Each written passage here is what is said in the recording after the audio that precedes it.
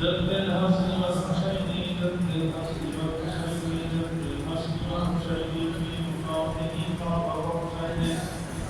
وصاحب تاجه والملال. أما بعد فأعوذ بالله من الشيطان الرجيم. بسم الله الرحمن الرحيم. قال رسول الله صلى الله عليه وسلم من قتل فورا هذا المولى يا أيها الذين آمنوا صلوا عليه وسلموا تسليما. الصلاة والسلام عليك يا سيدي يا رسول الله وعلى آلك وأصحابك يا حبيب الله. الصلاة والسلام عليك يا سيدي يا رسول الله وعلى آلك وأصحابك يا حبيب الله. حمد و ثنا خالق کائنات کے جو اللہ بولے شہید قدیر ہے، سمیع البصیر ہے، علیم الحکیم ہے، ہر جہت کا خالق معلوم ہے، وہ سماوات پر رکھ انگیزت درود و سلام نبی کریم نبی محتشم رسول مجسم حاضر اعظم رحمت اعظم قائد اعظم محترم انسان سیاہ رحمان سید سرورہ نیر بابا احمد مصطفیٰ محمد مصطفیٰ صلی اللہ علیہ وآلہ وسلم کی ذات اقدس کے اوپر دیکھیں تو اللہ نے مقام میں محمود عطا فرمایا جو ہم پورا عالم کے لیے سراپائے شفیع المذنبین ہیں اور سراپائے رحمت للعالمین ہیں. دوستان گرامی، ماہ سیام کی برکتوں اور اللہ کی کرم نوازی کے ساتھ رواں ہے اور آج ماہ رمضان المبارک کا تیسرا جمعہ ہے اور آخری عشرہ جو ہے وہ شروع ہو چکا ہے. اور دوستان گرامی، یہ وہ عشرہ ہے جس میں اللہ سے جہنم سے آزادی مانگی جاتی ہے، نجات مانگی جاتی ہے، رحم طلب کیا جاتا ہے. اللہم آجرنی من النار، اللہم آجرنی من النار، اللہم آجرنی من النار. یا اللہ میں تجھ سے میری دوزخ سے پناہ مانگتا ہوں. اللہم انی آسف الجنہ، اللہم انی آسف الجنہ، اللہم انی آسف الجنہ. اے اللہ میں تجھ سے تیری جنت کا طالب ہوں، تو میرے پر کرم فرما لے. اور کیونکہ آج 21 رمضان المبارک کا بابرکت دن ہے اور یہی وہ دن ہے جس دن نبی کریم کے مومنین کا روح رحیم صلی اللہ علیہ وسلم کے پیارے داماد شفیع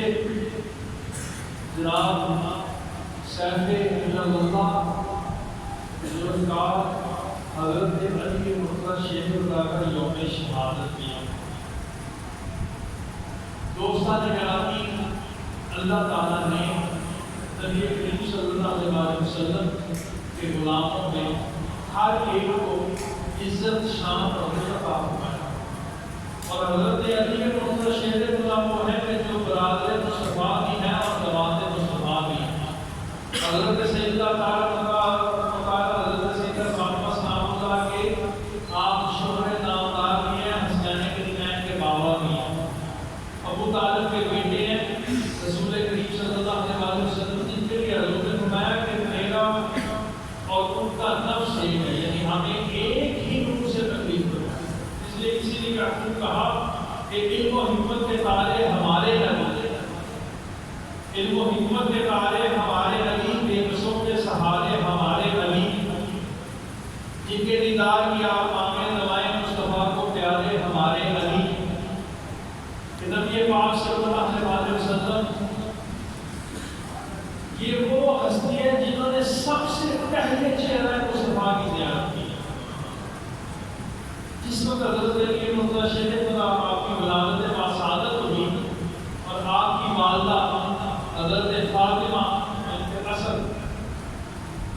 جب حضرت علی مرتضیٰ پیدا ہوئے تو آپ آنکھیں نہیں کھولتے. آپ کی والدہ سمجھی کہ شاید یہ آنکھوں سے بینا ہے، بینا نہیں ہے، یہ آنکھیں نہیں ہیں. تو حضرت علی مرتضیٰ شیخ اللہ کو گود میں اٹھائے نبی کریم صلی اللہ علیہ وسلم کی والدہ میں لے گئے. اس وقت نبی پاک صلی اللہ علیہ وسلم کی عمر مبارک 30 سال ہوئی. اور جس وقت حضرت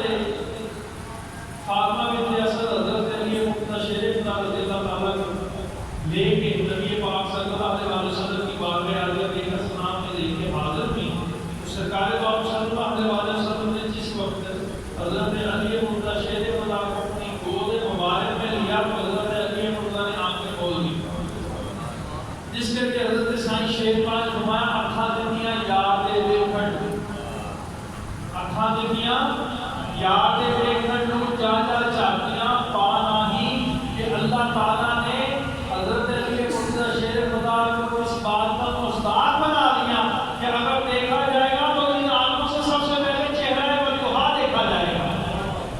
اگر رسول کریم صلی اللہ علیہ وسلم کی بارگاہ میں جاؤں گا حضور کی زیارت آنکھوں کو آج ہجر کے غم سے چھڑاؤں گا, آنکھوں کو آج ہجر کے غم سے چھڑاؤں گا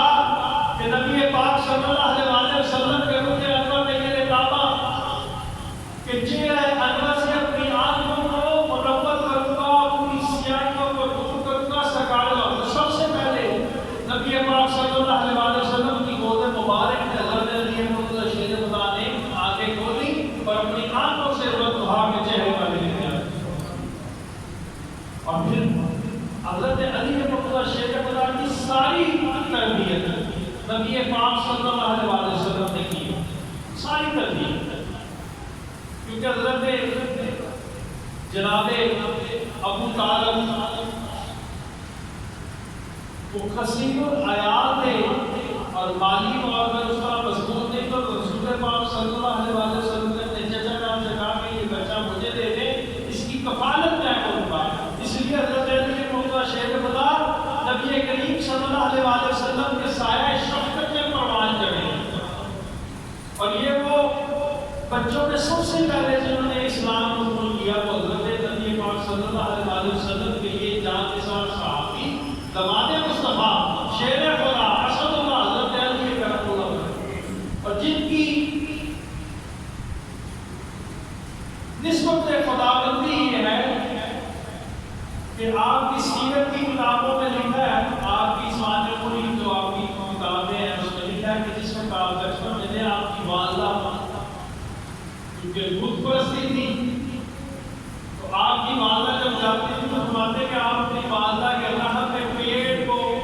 جو ہے نا ٹانگوں کو وہ پیٹ کے ساتھ اور ساتھ وہ پیچھے کر دیتے تھے تاکہ والدہ کسی بت کے سامنے جھکے نہ, اس لیے آپ کا پیٹ آپ کا کرم اللہ. اور ایک آپ کو ابو تراب مٹی کا باغ, یہ بھی نبی پاک صلی اللہ علیہ وسلم نے آپ کو ابو تراب مٹی کا باغ. اور پھر یہ اس وقت نبی کریم صلی اللہ علیہ وسلم نے اعلان نبوت فرمایا تو بچوں میں سب سے پہلے جو ایمان کی نعمت جس کو ملی وہ حضرت علی ہوتے ہیں. میں نے پہلے بھی عرض کیا تھا, یاد رکھیں کہ سب سے پہلے جس کو اللہ نے ایمان کی نعمت دی ہے,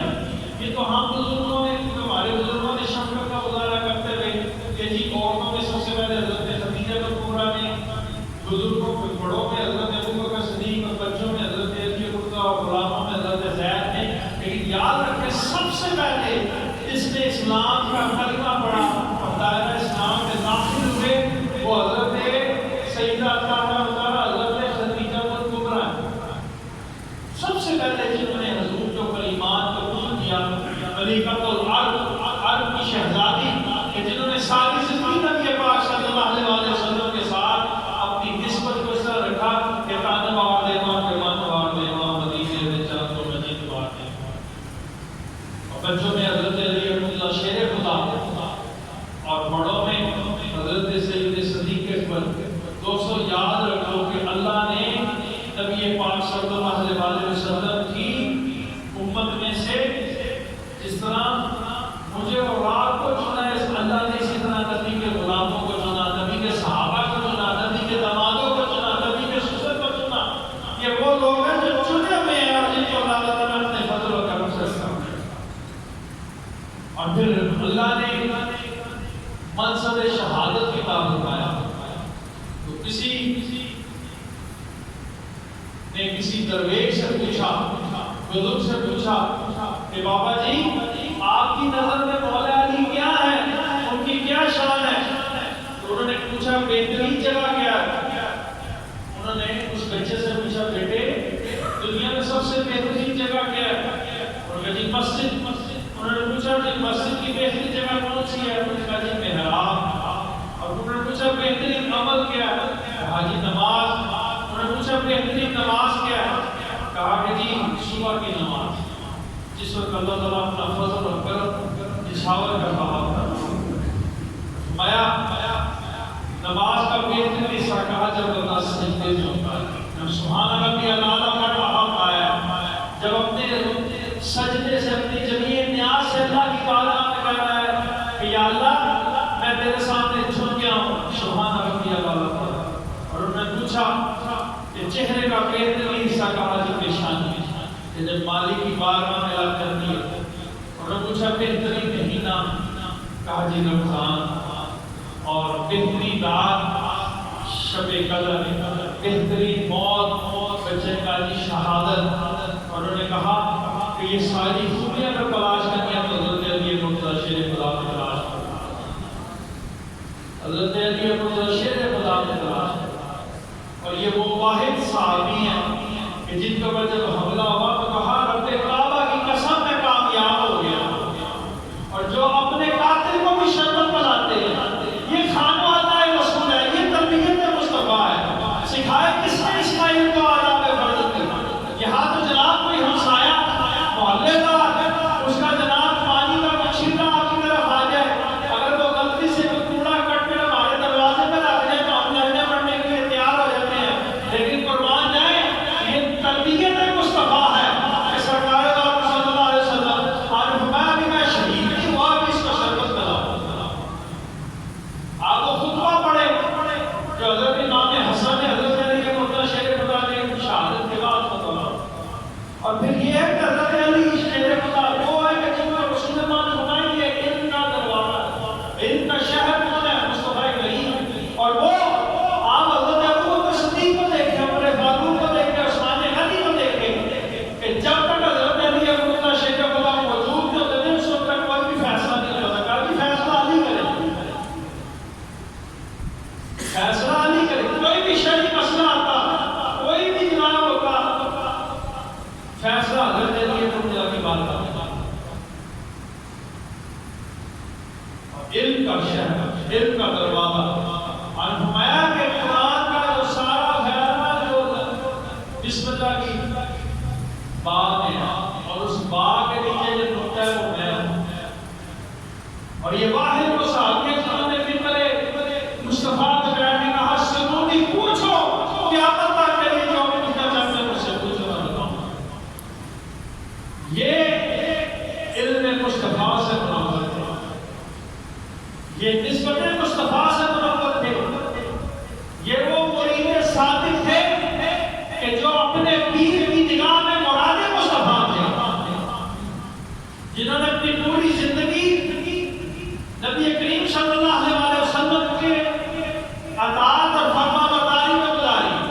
اور جن کو قرآن ناطق کہتے ہیں، چلتا پھرتا قرآن، تو قرآن کریم فرقان حمید کے واحد صحابی ہیں جن کو ایک ایک آیت، ایک ایک سورت کا شان نزول اور وقت تک کو پتا تھا کہ یہ کس وقت نازل ہوئی۔ اور جس وقت سرکار مصطفیٰ صلی اللہ علیہ وسلم آپ ہجرت مدینہ کے لیے تشریف لے جانے لگے، حضرت علی مرتضیٰ شیر خدا یقین اس کو کہتے ہیں، حضرت علی مرتضیٰ شیر خدا نے کہا کہ بھی یہ ایمانتیں لے لیں، صبح آپ نے ان کفار کو واپس کر دی اور آپ نے میرے پاس مدینہ شریف آ جائے۔ حضرت علی مرتضیٰ شیر خدا کسی صحابہ کرام بیٹھتے تھے، یار دوست ایک دوسرے کے ساتھ گپ شپ بھی ہوتی تھی، کہا علی سنا تو رات کیسی تھی؟ حضرت علی مرتضیٰ کہتے ہیں خدا کی قسم جس میٹھی نیند میں اس رات سویا تھا کبھی نہیں سویا۔ باہر مت آؤ، لوگ آپ کی جانیں ہیں وہ یہ بیٹھے ہوئے ہیں، 40-50 لوگ ہاتھوں میں شمشیریں بے جان ننگی تلواریں لے کے بیٹھے ہیں آپ کو شہید کرنے کے لیے، اور آپ اپنا سکون سے سو جائیں گے۔ یہاں تو ہمارے پاکستان میں ایک صدر ایسے بھی مل رہے ہیں کہ وہ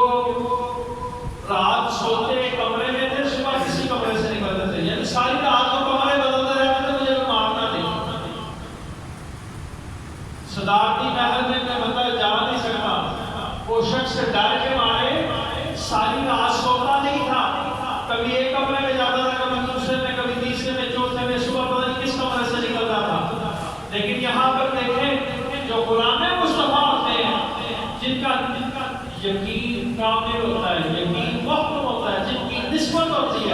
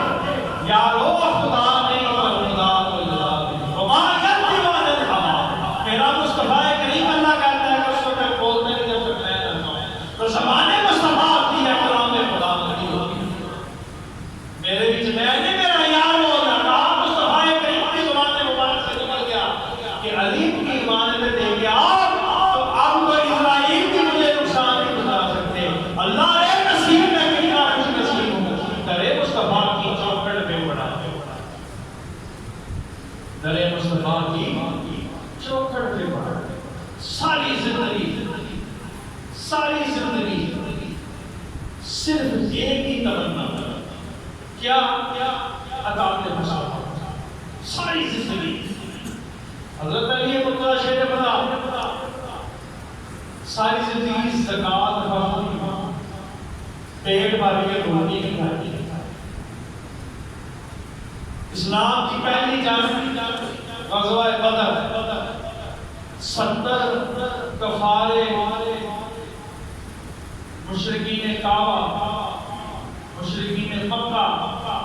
جو حضور کی جان کے طرف تھے دشمن تھے کتنے واسطے جنگ ہوئے پہلی جنگ میں 70 ان میں سے اکیلے حضرت علی کے کتنے مارے تھے 1 نہیں 2 نہیں 5 نہیں 10 نہیں 15 نہیں 20 نہیں 30 نہیں 35 نہیں 36 کتنے 36 مشرکین مکہ جن میں سے 8 جیت سردار تھے کہ وہی بدلہ تھا جو بدر خندق احد اور حنین کا جو کربلا میں دیا کہ حضرت علی کی نسلوں سے بھی اس کا خیال کیا گیا لیکن سب کے جائے حضرت علی کے اوپر غزوہ بدر میں تو صحابی تھے ایک جناب حضرت امیر حمزہ اور ایک حضرت علی چاچا بھتیجا جس طرف جاتے تھے دشمنوں کو صفایا کرتے جاتے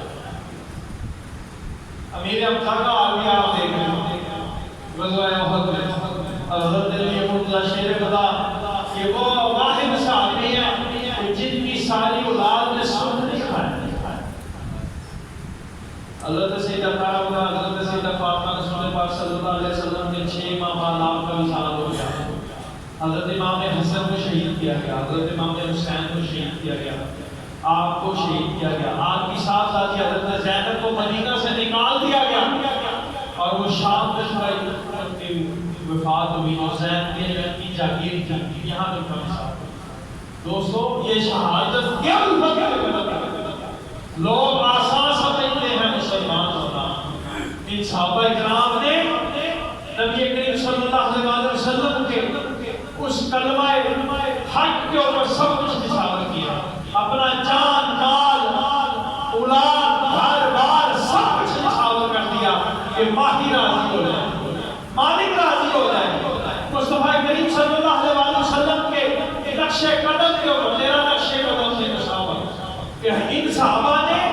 اپنے آپ کو نچھاور کر دیا کہ جہاں مصطفیٰ کریم نے اپنا سر حضور نے جہاں پر قدم رکھا وہاں صحابہ کراموں نے اپنے قدم سے سر رکھ دیا اور انہوں نے اپنا لہو بارگاہ میں مسئلہ کیا یا رسول اللہ ہمارے پاس کچھ نہیں ہے یہ جان ہے یہ بھی آیت کی ہے اور کبھی حضور کے سامنے یہ نہیں کہا سرکار نے کہا جس طرح کا حضور نے انہوں نے کبھی چون چلا نہیں جو مصطفیٰ کریم کے زمانے میں ایسا نکلا معاملہ سمجھ کرنا کبھی سوال نہیں کیا کہ یا رسول اللہ ایسے ایسے ایسے ایسے کبھی نہیں ایک دن حضرت سیدہ حضرت سیدہ فاطمہ حضرت علی گھر میں میاں بیوی کے اندر کوئی بات ہو جاتی ہے تو حضرت علی یہ ادب بہت کرتے ہیں فاطمہ کو رسول کریم کی صاحب سازی نہیں ہے تو کسی بات میں جو مسئلہ ناراضی ہو گئی تو اٹھ کے تو چلے گی سرکار ایک دم بیٹھے رہتے طبیعت کے اندر نہ ایک دم طبیعت کے اندر ملال ہوا اور آپ اٹھے اور حضرت فاطمہ کے گھر چلے گئے دیوار کے ساتھ دیوار سامنے اور قربان جائے ایسے نبی کے اوپر جس نے بیٹیوں کا ادب اور احترام کرنا سکھایا جس نے جناب بیٹیوں حضرت فاطمہ کے 20 مرتبہ بھی آئی ہے تو رسول پاک کبھی کھڑے تھے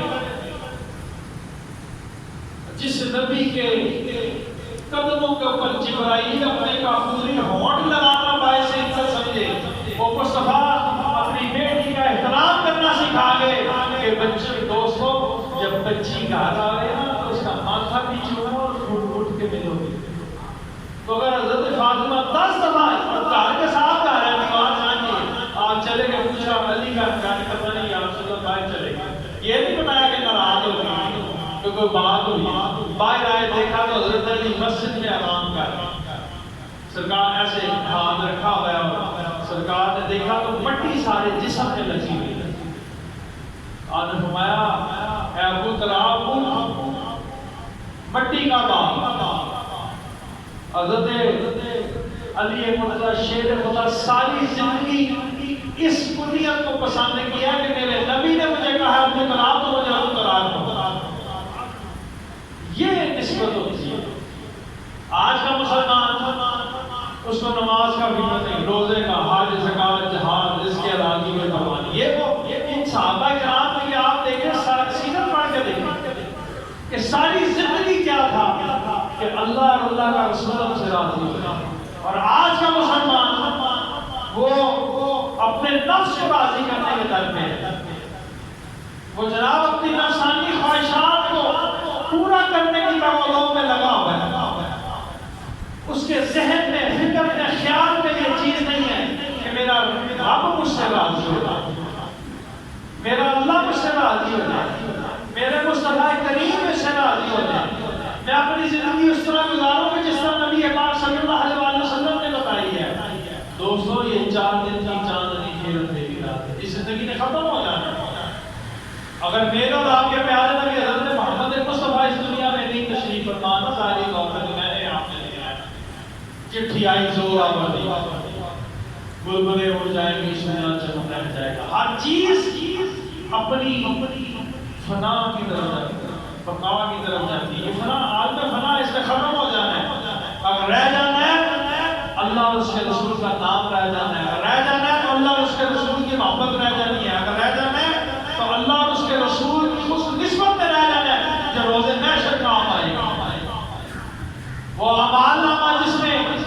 محبت مصطفیٰ ہوگی، کیونکہ نبی کریم صلی اللہ علیہ وسلم ہوگا، وہی کام آنے کی ہر نسبت ختم ہو جائے گی، ہر برکت ختم ہو جائے گی، ہر عمل ختم ہو جائے گا۔ اگر کوئی چیز باقی رہے گی وہ اللہ اس کے رسول کی محبت رہے گی، یاد۔ اور جب بندہ محبت کرتا ہے نا تو پھر وہ اسی طرح زندگی گزارتا ہے جس طرح مالک کہے،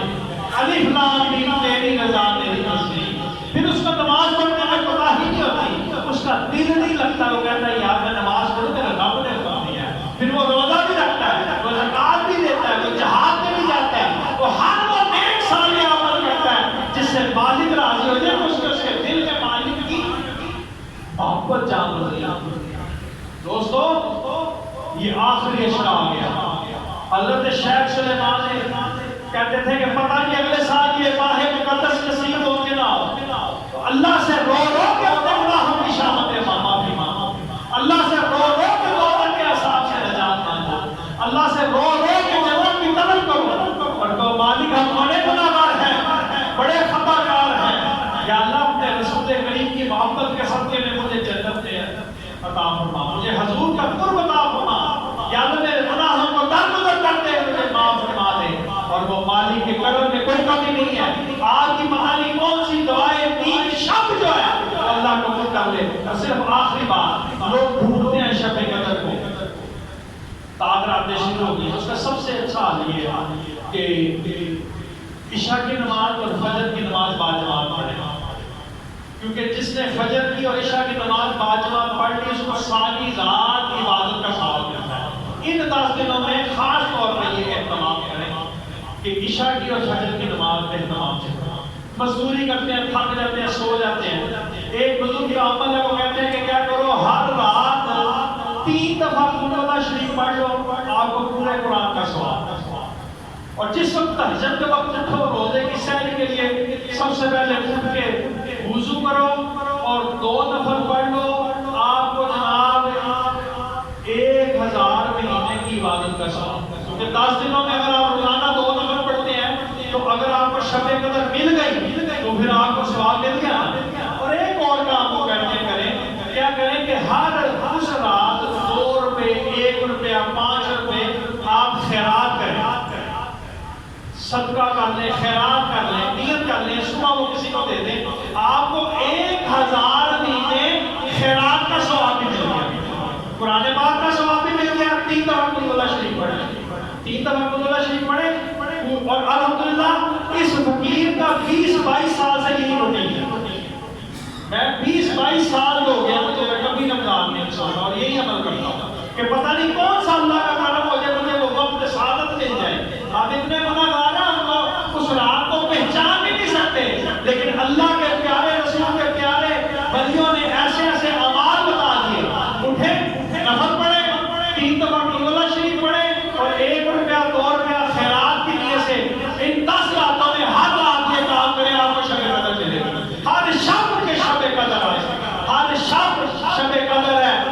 غلام مصطفیٰ ہے، ہر یوم کا یوم عید ہے، ہر دن عید کا دن ہے اگر عطا مصطفیٰ ہے، عطا خدا نہیں ہے۔ اللہ کریم مجھے آپ کو سمجھنے کی توفیق دے۔